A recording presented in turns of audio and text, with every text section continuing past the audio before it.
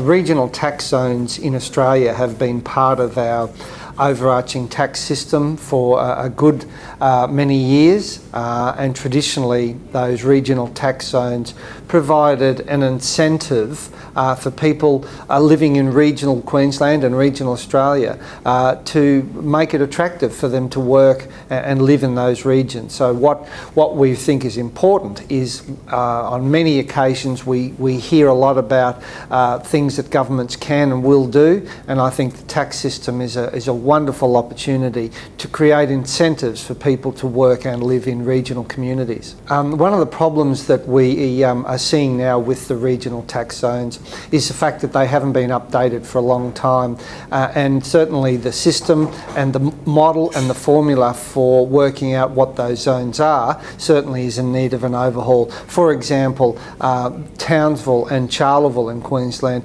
both have the exact same regional tax rate, so it doesn't take much thinking about that there are two completely different regional areas, and therefore we probably need a slightly different tax rate to reflect those different communities. In certainly parts of the state where they're a lot further removed from capital cities and larger metropolitan areas, the cost of living there is greater because of the transport costs associated with getting supplies in. So essentially people in rural and regional Queensland end up paying more for the privilege to live there. What we want to see is I guess a rebalancing of that, so that there is an incentive for people that live in those regional communities to get some sort of an adjustment through the tax system to make it more equitable for them to work and live in those communities.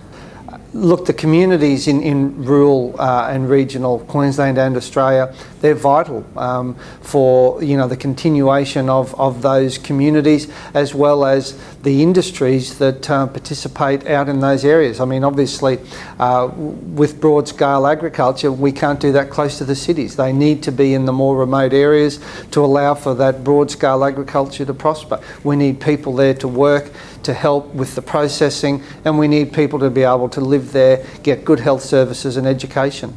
Well, I think the first thing that we're calling for from the federal government is a review of the current tax rebate system. It's been in place a long time.